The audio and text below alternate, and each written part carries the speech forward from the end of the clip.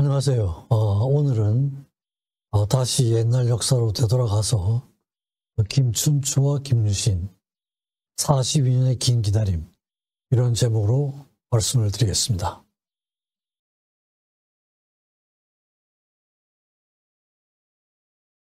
네, 대개 이런 순서로 말씀을 드릴게요. 탄생한 과정, 그 다음에 이제 나이에 따라서 어떤 왕들과 같이 지내면서 나중에 이제 무열왕에 올랐는지, 이게 이제 그 한 42년이 걸린 겁니다. 김유신과 만나가지고. 그래서 42년 동안에 그 준비 과정을 통해가지고 결국 태종으로 오르고, 그러면서 이제 삼국 통일의 기초를 마련한 왕이라고 할 수가 있겠죠. 그리고 문무왕 때 삼국 통일이 완성이 됩니다. 탄생인데요. 603년에 태어나서 661년에 세상을 떠나게 되니까 58년의 삶을 살았습니다. 그래서 그 출생 과정을 보면 24대 진흥왕이 있고 25대 진지왕입니다. 진지왕인데, 진지왕의 말하자면 손자가 되죠. 진지왕한테서 용수, 용춘이라는 두 아들이 있었고, 용수와 천명 사이에서 춘추가 태어나게 됩니다. 김춘추가. 그러니까 진지왕의 손자죠. 그러니까 송골이었는데 진지왕이 폐위가 됩니다. 아주 우스운 이유로 폐위가 되는데, 폐위가 되고 26대 진평왕으로 넘어가고요. 진평왕으로 넘어갔는데, 진평왕의 큰 딸이 천명입니다. 천명인데, 천명이 그 춘추의 아버지하고 결혼을 하게 되죠. 그래서 아마 진평왕은 자기 딸을 용수하고 결혼을 시키면서, 그러니까 이제 용수는 사촌 동생이 되겠죠, 그죠? 사촌 동생한테 왕위를 넘길 이런 계획을 했었는데, 덕만 선덕의 왕인데요. 선덕의 왕이 너무 똘똘하니까 선덕의 왕한테로 넘기게 됩니다. 그렇게 되니까 이제 성골에서 벗어나서 진골이 되죠. 진골이 되는 이런 과정입니다. 그래서 나중에 이제 왕이 될 때까지 한 42년 선덕, 진덕을 거쳐서 춘추에 이르게 되는 그런 과정입니다. 그래서 진지왕의 손자인데, 성골과 진골이가 아주 분명히 나눠져 있었죠. 성골은 왕과 그의 형제 자녀였습니다. 후궁의 자녀도 성골이 되지 못합니다. 그 다음에 진골은 그 외의 왕손들, 그 다음에 새 왕이 등극하고 나면 그 전 왕의 인척들은 다 진골이 되는 겁니다. 전왕의 가족들은 진골, 족강이 되죠. 그러니까 성골에서 진골로 떨어지게 됩니다. 그 다음에 출궁, 궁에서 나오면 또 족강을 하게 되고요. 그래서 원래는 진지왕의 손자로 송골이었는데, 진지왕이 폐위가 되면서 진골로 족강이 되고, 그러고 이제 사도의 지시로 시도가 진평왕의 후궁이 됩니다. 그래서 용수, 용춘은 그 당시에는 출궁되지 않았어요. 궁에서 그냥 지냈습니다. 그래서 진평왕이 그 사촌 용수를 사위로 삼아가지고 왕위를 물려줄 계획을 했었는데, 나중에 이제 포기를 합니다. 포기를 하고 덕만, 나중에 선덕의 왕이 되죠. 왕의 계승자로 삼고, 그렇게 되니까 춘추의 아버지 용수가 출궁이 됩니다. 출궁이 되면은 진골이 되니까 왕의 계승권에서는 이제 박탈된다는 걸 의미하는 것이죠. 그때 이제 춘추도 함께 출궁이 되고, 일단 이제 성골에서는 물러나서 진골로 족강이 된 이런 상태입니다. 근데 이 진지왕이 왜 폐위가 됐냐? 폐위된 이유를 보면 아주 뭐 특별한 이유도 아닌데 그렇게 됩니다. 진흥왕이 사망을 했을 때 그 왕비 사도는 진흥왕의 후궁들 중에서 미실이 뭐 연속곡에도 많이 나왔던 사람이죠.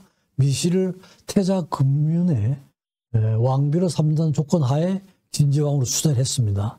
근데 이제 왕이 되고 나니까 여론에 밀려가지고 그 미실을 그 왕비로 삼을 수가 없게 된 거죠. 소홀하게 한 겁니다. 그러니까 이제 미실, 사도태, 화랑도 이런 사람들이 동원이 돼가지고 말하자면 쿠데타를 일으켜서 진지왕을 폐위를 시켜버립니다. 그리고 이제 동문의 아들 백종고, 이 진평화를 왕으로 삼게 되는 이런 일입니다. 그러니까 뭐 특별히 무슨 잘못한 것도 아닌데 미실이라는 저 여인 하나로 진주왕이 폐위가 되는 이런 역사적인 사실이 있었습니다. 이제 문이 춤추는 문명왕후하고 사이에서 범민이 문무왕이죠. 고타소는 사실은 그 문명왕후의 딸은 아닙니다. 그 전 부인의 딸인데 나중에 이제 죽게 되죠. 그래서 이제 진주왕이 폐위가 되는데 이때 이제 화랑의 역할이 굉장히 컸던가 봐요. 그러니까 문노라는 그 아주 막강한 화랑이 있었는데 원래는 진주왕 편에 있었습니다. 근데 나중에 이제 배신을 해가지고 사도 미실의 역모에 가담을 해서 결국은 이제 진주왕을 폐위를 시키는 이런 걸 보니까 이 화랑도 화랑의 역할이 굉장히 중요합니다. 굉장히 파워풀하고요. 내내 이제 아마 그런 얘기가 좀 반복이 될 겁니다.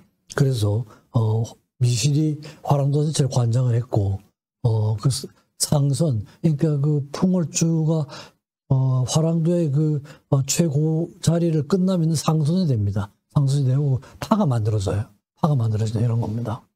그래서 이제 문노라는 화랑이 있었는데 문노 지문 문노라는 그 화랑 지하에 있는 그 이제 그 말하자면 그 파들이 되겠죠. 문노 파가 되겠습니다.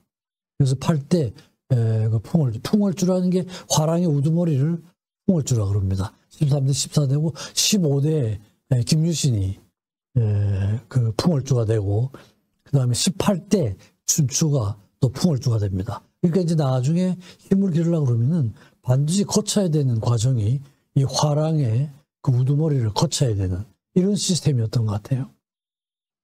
용수는 김춘추의 아버지고 용추는 삼촌이죠, 그죠? 그래서 둘이 이제 조금 그 스타일이 다른데 어쨌든 그 역할을 좀 했고 나중에 그 부인이 천명인데 천명이 진평왕의 큰 딸이었죠. 선덕 여왕의 언니였죠, 그죠? 언니였습니다. 그래서 사망을 하면서 그 부인과 춘추 아들을 용춘에게 옛날에는 뭐 이러는 게 특별히 무슨 도덕에 어긋난다거나 이런 건 아니었던 것 같아요. 형이 죽으면은 그 부인하고 아이를 동생한테 맡긴다거나 동생이 죽으면은 부인하고 아이를 형한테 맡긴다거나 이게 그냥 일상적으로 일어났던 일이었던 것 같습니다. 그러니까 나중에 이제 아버지가 돌아가신 다음에는 용춘이 아버지 역할을 하게 되죠, 그죠? 김유신은 금관가의 시조 김수로왕의 구대손 이제 김구해인데요.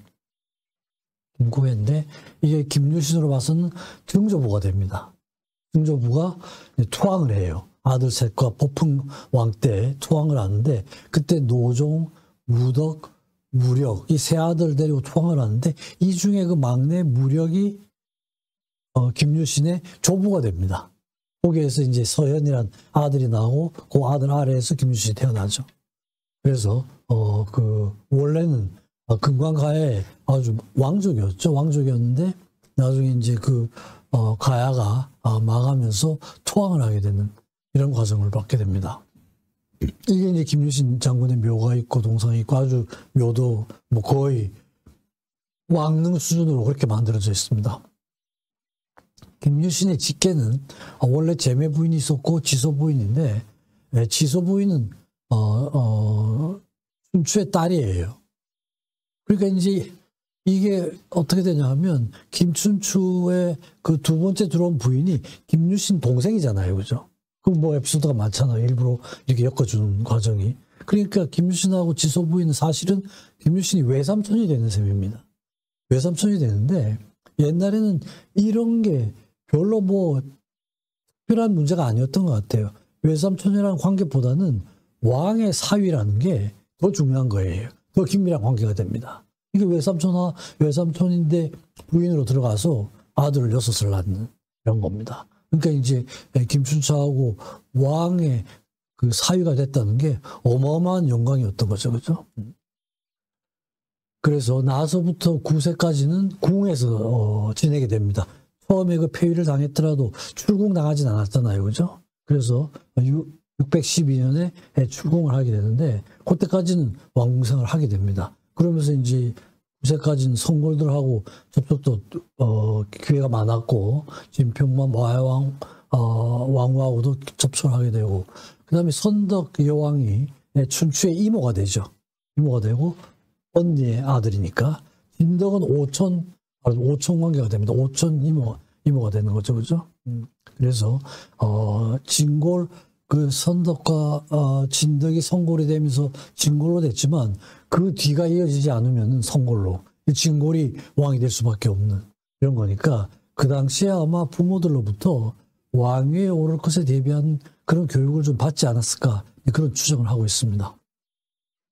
그 당시에는 이제 수나라하고 관계였죠. 수나라가 619년에 망하게 되니까 그래서 이제 중국하고 관계를 해서 스님들이 수나라로 유학을 많이 갑니다. 그래서 원강 그 유명한 삼광오륜을 들여온 스님이죠. 그다음에 고승들이 다 수나라로 유학을 갑니다. 그다음에 608년에 자꾸 고구려가 침공하고 이러니까 청군을 합니다. 수나라에 청군을 해가지고 허락을 받습니다.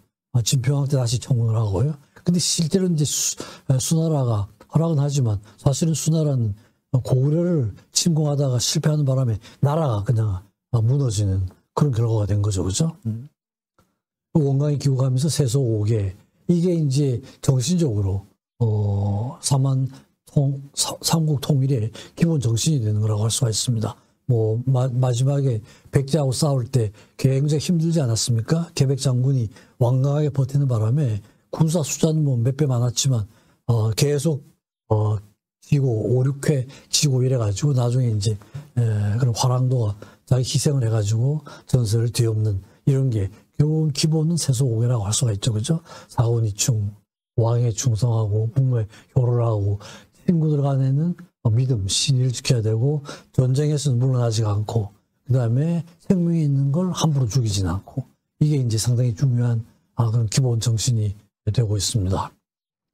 불교가 이제 들어오게 되죠. 포풍왕 7년이니까 2차돈이 순교를 한 게 520년입니다. 그래서 불교 자체가 왕실의 종교가 되고 그 다음에 진흥왕 때 황룡사를 짓기 시작을 해서 한 15, 16년 걸려가지고 황룡사가 완공이 되죠. 왕실의 사찰이고 성골의 사찰, 아주 국가적인 사찰이 그런 거 황룡사였습니다.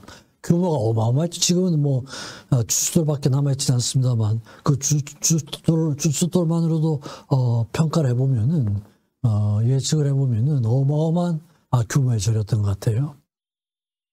그리고 이제 그런 또 불교도 하지만 유학에도 접했을 가능성이 있습니다. 왜냐하면 이제 중국에 가서 당태종하고 접견하고 이럴 때 그 당태종의 그 환심을 사기 위해서 유학에도 굉장히 관심을 많이 보입니다. 춘추가. 그래서 공자 제사를 지내는 이 시기에 같이 참석하고 싶다. 이래가지고 당태종이 굉장히 좋아하고 환심을 크게 산 이런 일이 있습니다. 그러니까 이제 학문 자체보다는 종교 자체보다는 당태종하고의 관계를 좋게 하기 위해서 상당히 그런 그 유교에 관심을 많이 보입니다. 그래가지고 이제 태종이 굉장히 좋아하는 그럽니다. 불교. 그러니까 신국이라는 건 신라 자체가 가지고 있는 어떤 도가 있고 불교, 유학 이런 여러 가지가 복합적으로 통합이 되는 그런 과정이 있습니다. 그래서 612년에 이제 출궁이 되죠. 선덕 여왕이 즉위를 하게 되니까 왕 가족이 아닌 나머지 왕족들은 궁을 나가야 되는 거죠. 그래서 612년에서 632년 진평왕대 나와가지고 약 20년 동안을 이제 궁 바깥에서 생활을 하게 됩니다. 근데 선덕 여왕이 왕위 계승자로 지명이 되니까 용수 아빠하고 엄마 다 이제 출궁을 하죠. 그때 이제 김유신이 찾아가가지고 상당히 설득을 합니다. 실망 말고 기다려라. 하늘이 도운다. 이래가지고 이제 당신 틀림없이 왕이 될 수 있을 것이다. 이래가지고 이제 끝까지 유신이 춘추를 돕습니다.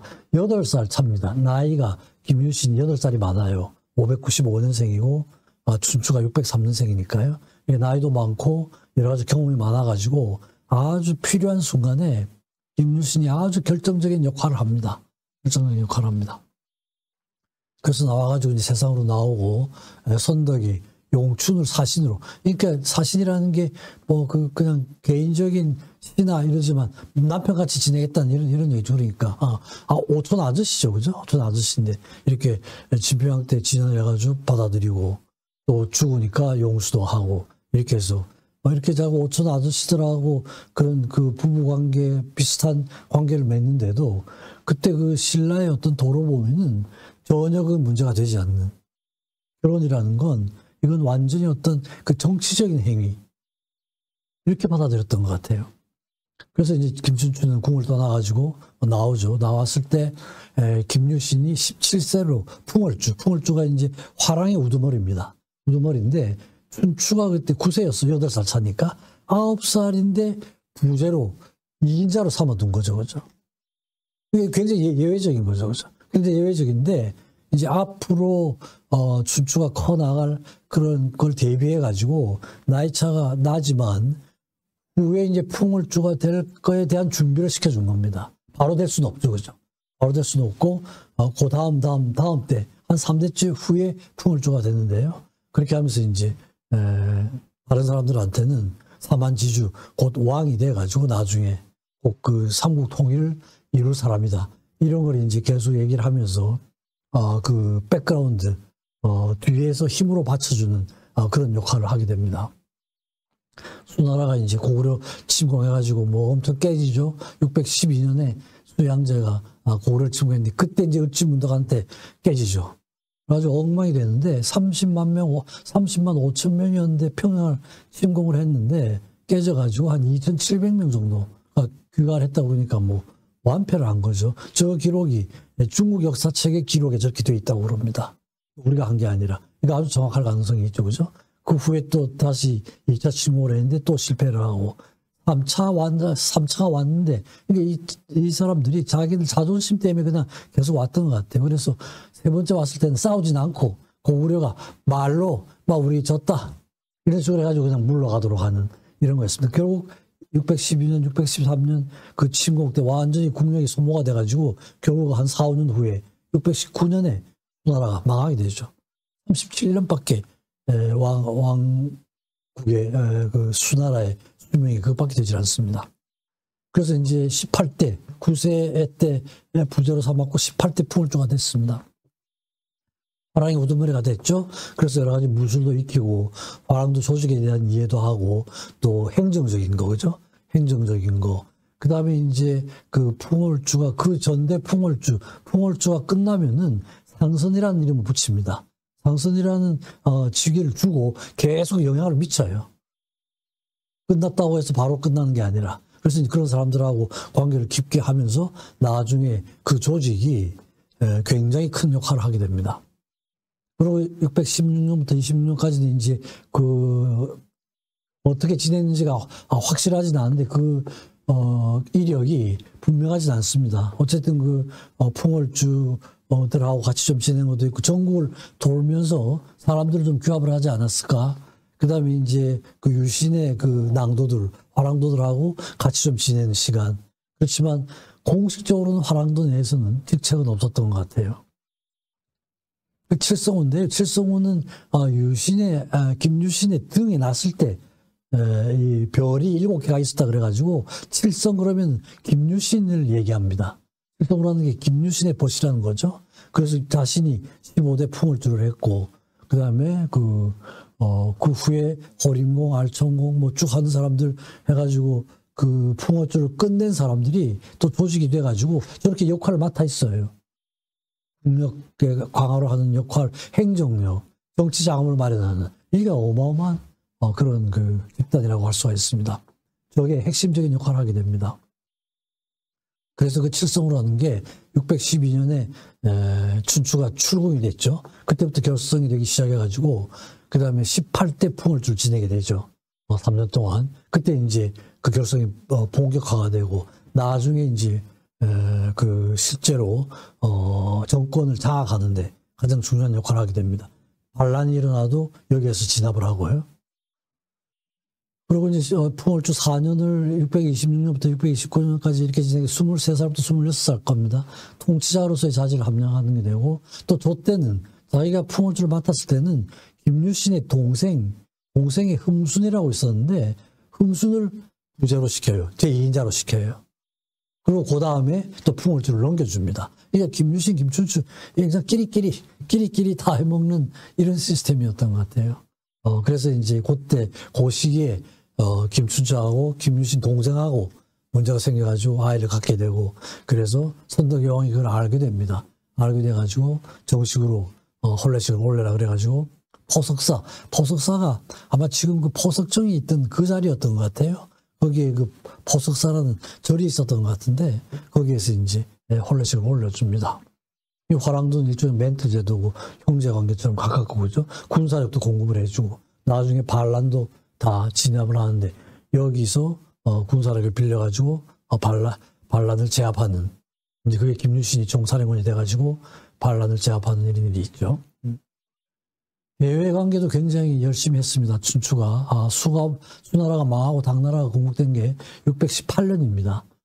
그 당나라가 건국했을 때 진평왕 때 사신을 보내가지고 조공을 하고, 또 왕이 제대로 인정받으려면 중국으로부터 그 허락을 받아야 되잖아요, 그죠? 그래서 진평왕 책봉을 한다는 그런 사신을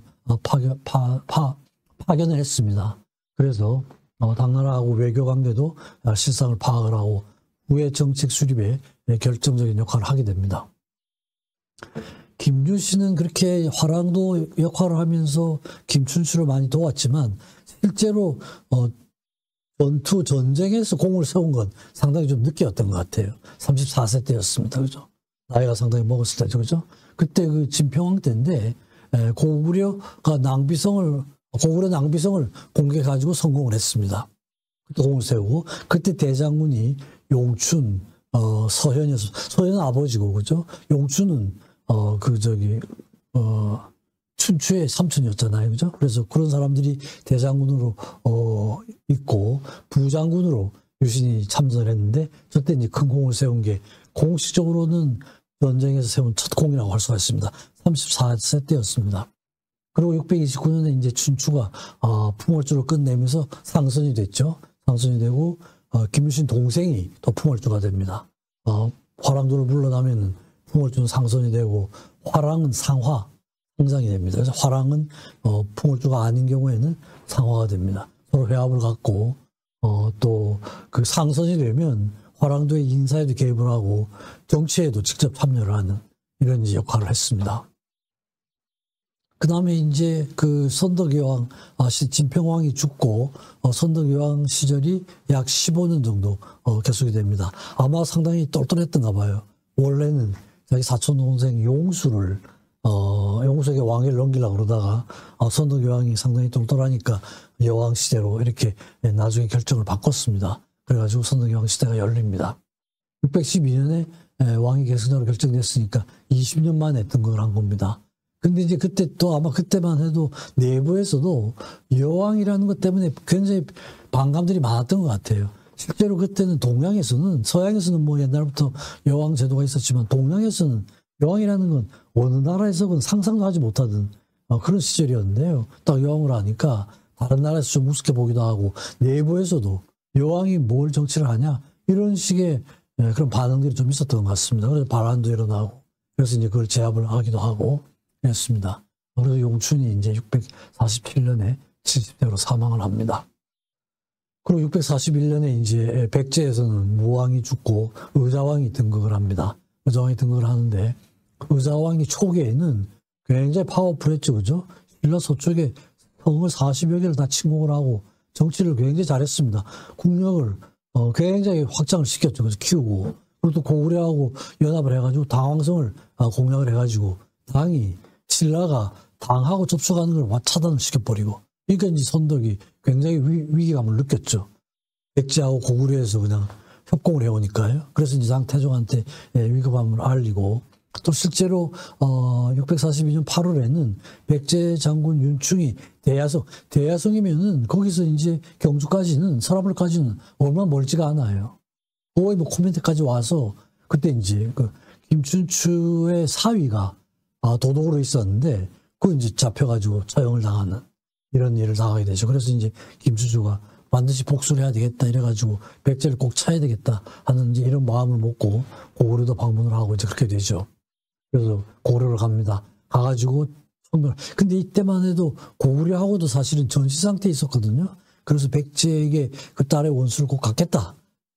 상당히 뭐 개인적인 이유긴 한데 어쨌든 저렇게 기록이 되어 있습니다. 그래가지고 고구려에 청병을 하는데 선덕여왕이 허락을 합니다. 그리고 유신에게도 내가 상당히 위험한 그런 고구려를 찾아가게 되는데 만약에 60일 이내에 돌아오지 않으면 무언가 일이 생기니까 군사를 일으켜가지고 고구려를 쳐달라. 자기를 구해달라. 이제 이런 약속을 합니다. 그런데 이제 그때도 고구려도 상당히 좀 안정되지 않은 상태였어요. 영계소문이 쿠데타를 일으켜가지고 영유왕을 죽이고 동생 보장왕을 등극을 시킵니다. 그래서 보장왕하고 춘추가 만났는데 그때 이제 마목형과 중령 옛날에 고구려 땅이었는데 너희들이 뺏어가지 않았나? 그걸 돌려주면은 너를 보내주고 그러지 않으면 너가 못 간다. 억류를 한 거죠.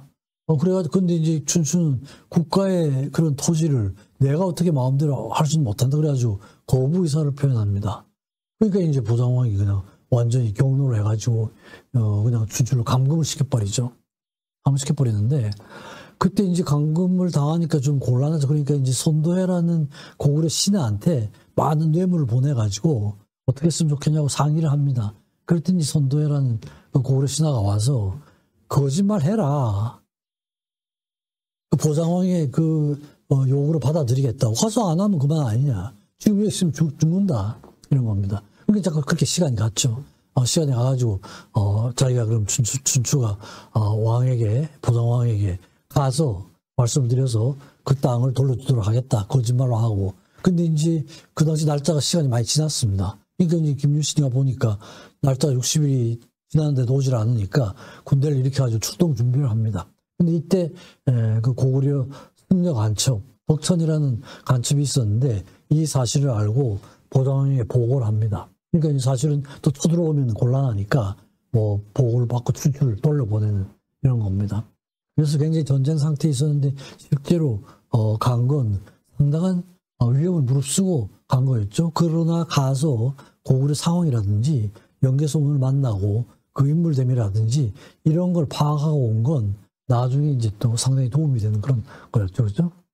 그래서 유신은 이제 그때부터 낭비성 전투에 공을 세우고 그때부터 이제 계속 그 군사 활동에 능동적으로 참여를 합니다. 지금 말씀드린 것처럼 그 춘추를 구하기 위한 군사 작전을 전개도 하고 또 암양주 군주가 되는데 그 암양주라는 곳이 아마 경주 방어에 상당히 중요한 그런 위치였던 것 같습니다. 왕경 수비의 핵심이라고 하는데 그런 핵심적인 자리도 맡고 그 다음에 이제 또 백제 매포리성을 공략을 해가지고 적병 2,000명을 참수를 하기도 하고요. 이런 공을 세워가지고 50세 때 상장 칠성우의 우두머리가 됩니다.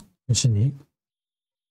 근데 647년 이때가 이제 선덕여왕이 돌아가시던 그 해인데 그때 이제 정치적인 그런 혼란기를 탐타가지고 비담하고 염종이 반란을 일으킵니다. 근데 이게 굉장히 파워풀한 군사를 가지고 있었어요. 근데 이제 김유신이 그 풍월주 청광에게 군사 동원을 요청을 해서 그런 그 화랑도에 그런 군사를 이끌고 가서 반란군을 진압을 합니다. 그러니까 이제 이걸로 정치적인 입장이 엄청 커지게 된 거죠, 그죠? 아주 완전히 위기에서 구한 이런 상황이 된 거죠. 그리고 청광이 호성 장군이 됐습니다. 9월 1월 8일에 선덕여왕이 사망을 하고 진덕이 등극을 하게 됩니다. 진덕은 선덕의 사촌 여동생입니다. 그때도 이제 남자 선골은 없었기 때문에 진골로 넘어가게 되는. 이때 진덕여왕 시기는 이제 그 김유신, 김춘추, 화랑도가 확실하게 이제 완전히 정권을 장악하는 그런 계기가 됩니다. 당나라가 618년에 생기죠. 당나라도 사실은 그 당 고조가 수양제의 이모부입니다. 내부에서 일어난 거죠, 그죠? 내부에서 일어나서 수나라를 멸망을 시키고 당 고조로 등극을 하게 됩니다. 등극을 하게 되는데 이때 이제 또 당 고조의 이제의 차남이 난을 일으켜가지고 형도 죽이고 동생도 죽이고 아버지를 또 우리나라 그 태종 이방원이 같은 그런 행동이죠, 그죠? 협박을 해가지고 당 태종으로 등극을 하게 됩니다. 2대 고조에서 2대 왕으로 등극을 하게 되죠. 그래가지고 644년에 고구려 침공을 해서 645년에 안시성 싸움에서 양만춘에게 대패를 하고 그죠? 가서 그 후에도 미련을 버리지 못하고 647년 계속 이제 침공할 그런 계획을 세우는데 결국은 그 안성 싸움에서의 그 패배가 상당히 정신적, 육체적인 그런 트라우마를 줬던 것 같습니다. 4년 후에 태종이 세상을 떠나게 됩니다.